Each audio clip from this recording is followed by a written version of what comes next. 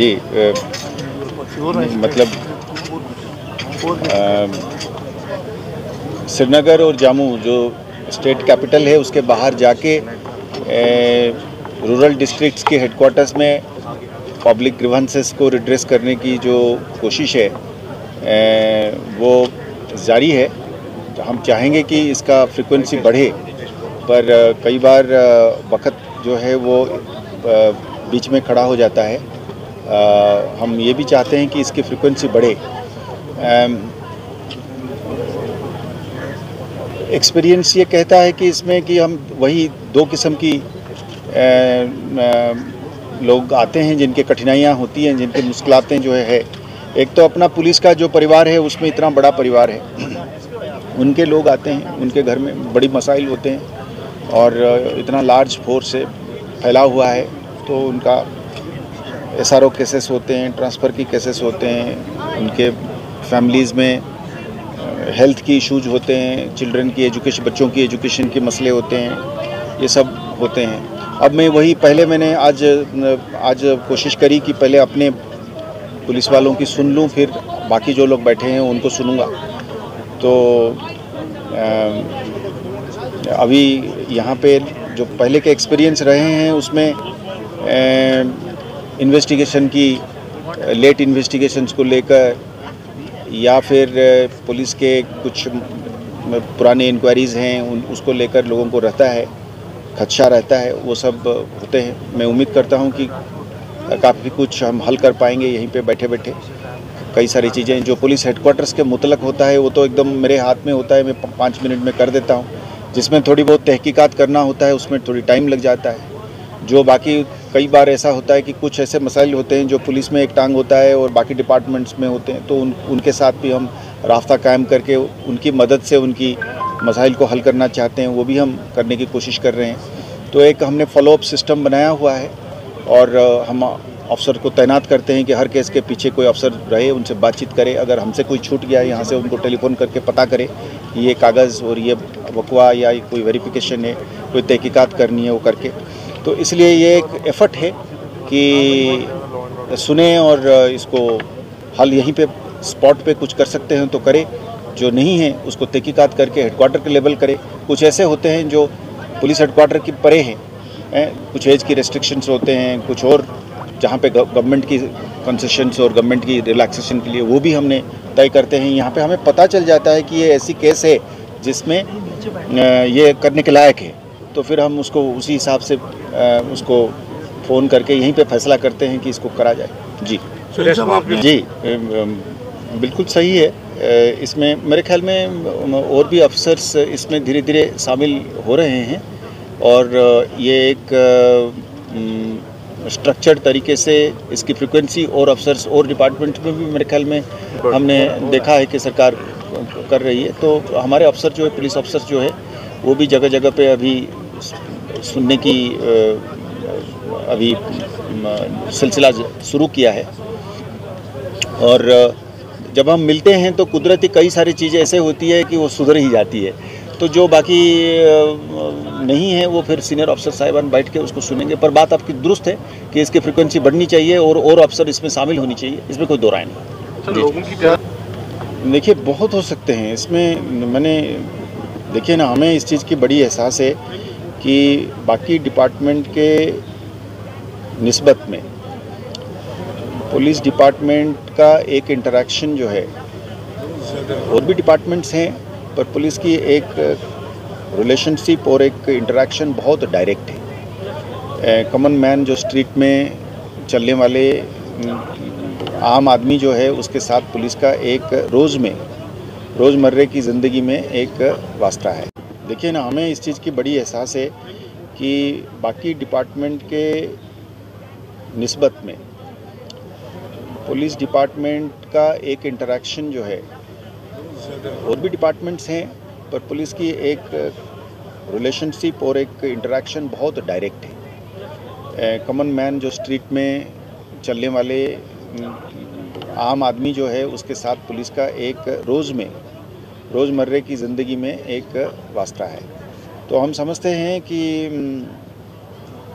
देखिए, मतलब मैं एक दो जगह में पहले भी कहा है, हमारा काम बड़ा कठिन है। हमारा काम इसलिए कठिन है कि हम कुछ लोगों के साथ शक्ति करना पड़ता है, हमें बाकी लोगों को सहूलियत देने के लिए, उनको सुरक्षित रखने के लिए, उनकी हिफाजत के लिए हमें कुछ तो मतलब कठोर कदम उठाने पड़ते हैं, है ना। तो मान लीजिए कि कोई आके ये कहता है कि जनाब मेरा जो है मेरे साथ ठगी हो गई है, मेरा इतने साल से मेरे ज़मीन को कोई हड़प लिया है और पुलिस नहीं सुनवाई करती। तो जब आप करते हैं कार्रवाई तो किसी को तो थोड़ी सी चाबी लगानी पड़ती है ना, पुलिस का काम ही है चाबी लगाना। तो अब ये है कि चाबी नहीं लगाना, सही आदमी को सही वक्त पर सही तरीके से या कानूनी कार्रवाई करके इंसाफ देना, इसमें कुछ लोगों को तकलीफ़ होती है और कुछ लोगों को फ़ायदा, मतलब आम आदमी को और आम आवाम को सुरक्षित रखने के लिए, इंसाफ देने के लिए। तो उस सिलसिले में ये कठिन काम में जब कहीं किसी जगह पे वायलेंस एक स्ट्रक्चर्ड तरीके से हो जाती है, टेररिज्म और मिलिटेंसी फैल जाती है, पुलिस का काम और कठिन हो जाता है। तो उसकी वजह से 30 साल में एक माहौल पैदा हुआ है। पर हम एक ऐसे फिलोसफी में बिलीव करते हैं जे.एंड.के पुलिस, और उस पर हम कायम रहना चाहते हैं, जिसमें हम फ़र्क करना चाहते हैं। जिसको और जो गलत है उसके लिए भी हम ये फ़र्क करना चाहते हैं। जैसे मैं बार बार कहता हूँ कि ट्रैफिक एक्सीडेंट को हम मर्डर में तब्दील नहीं करना चाहते। मर्डर है, ट्रैफिक एक्सीडेंट है। तो हम इसको जो वापस आ सकता है उसके लिए भी हम गुंजाइश रखना चाहते हैं, दरवाज़ा खुला रखना चाहते हैं।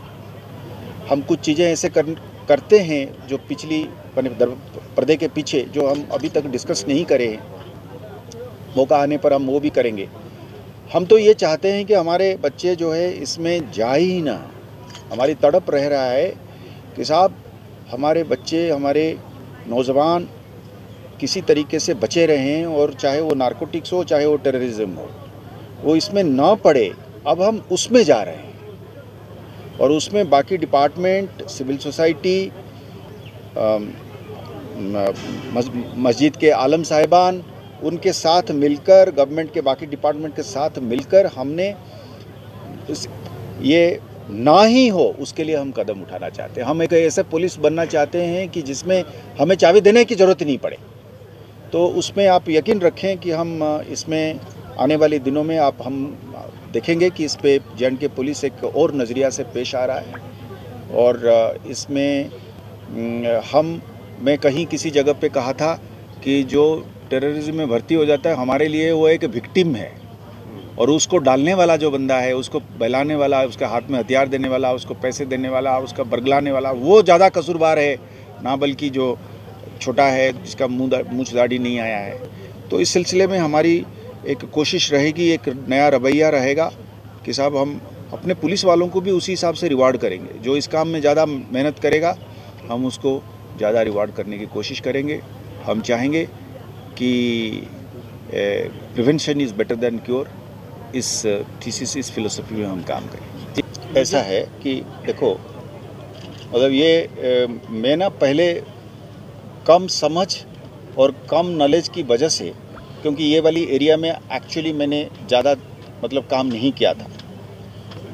डीजीपी की चार्ज संभालने के बाद मैंने अपने आला अफसर साहिबान के साथ, एडीजी, आईजी साहिबान, डीआईजी साहिबान, एसएसपी साहिबान के साथ, इंस्पेक्टर साहिबान के साथ बैठने उठने के बाद मुझे इस चीज़ की एहसास हो रहा है कि जो इसमें यूजर है ना, जो एडिक्ट है, जो यूजर है, वो इसके तंत्र ऐसा है, वो अपना खर्चा पूरा करने के लिए वो पेडलिंग भी कर लेता है। तो ये एक सेल्फ सस्टेनिंग माने क्राइम है, जिसमें हम समझ रहे थे कि विक्टिम को हम अलग करेंगे। तो वो जो विक्टिम है, ये इस तरीके का विक्टिम है ये क्राइम में, जिसका एक तार जाके जुड़ती है, इस क्राइम में जुड़ जाती है, क्योंकि उसकी खर्चा मतलब इतना महंगा होता है ये चीज़, है ना। जैसे कहते हैं कि एक बिट वो 1/10 ग्राम है। अगर 1/10 ग्राम बिट जो है, मैंने सुना, मेरे हिसाब से हम जो नॉलेज है उसमें 1500 से 2500 तक वो बिक्री होती है। तो 2500 अगर वो एक बार खाता है, उसको कुछ लोगों को शाम को फिर दोबारा जरूरत पड़ जाती है। तो इसका मतलब 3000 रुपये अगर किसी बच्चे को ज़रूरत पड़ता है दिन में, तो वो 90,000 रुपये कहाँ से लाएगा? तो वो फिर पेडलिंग करने लग जाता है। इसकी तादाद इस तरीके से बढ़ जाता है। चूँकि पुलिस डिपार्टमेंट के पास इस चीज़ की साधन नहीं है कि ये इसको डी एडिक्शन सेंटर, क्योंकि डी एडिक्शन सेंटर जो है वो एक मेडिकल महकमा का काम है ना, और उसमें एक फिज़िकल एस्पेक्ट है, एक मेंटल एस्पेक्ट है। उसके लिए पुलिस डिपार्टमेंट हम इसीलिए इसको ले रखे हैं अपने हाथ में, क्योंकि कोई और इतना बढ़ चढ़ के आ नहीं रहा था। पर आपकी बात दुरुस्त है कि जो प्रॉब्लम है उसके हिसाब से शायद ड्रग डी एडिक्शन सेंटर कम पड़ रहे हैं। हम कोशिश करेंगे कि इसको बढ़ाया जाए, सरकार के साथ बात करेंगे, चीफ सेक्रेटरी साहब के साथ एक स्पेशल मीटिंग भी करेंगे, हम हेल्थ डिपार्टमेंट के सेक्रेटरी साहब को भी कहेंगे और साधन जुटाएंगे कि इसको करेंगे। तो आप लोग भी इसमें मदद करें। आज तक मेरा ये आइडिया था कि ड्रग को यूज़ करने वाला, छोटा पेडल करने वाला अलग है और इससे मुनाफा कमाने वाले अलग हैं। मुनाफा कमाने वाले जो हैं उनको अलग करके उनके खिलाफ सख्ती से सख्ती कार्रवाई करने की हम सोच रहे हैं। पर वो कहाँ पे जाके ये दोनों घुल मिल जाते हैं वो चैलेंज हमारे लिए रहेगा। पर हम इसको दोनों तरीके से अभी अटैक करेंगे। जो इसको बिजनेस के तौर पे चला रहे हैं उनके साथ सख्ती बरतेंगे, जो इसका विक्टिम है उनको विक्टिम के तौर पे पेश आएंगे। कोशिश करेंगे इस डबल अप्रोच से हम इसको काबू पाएंगे।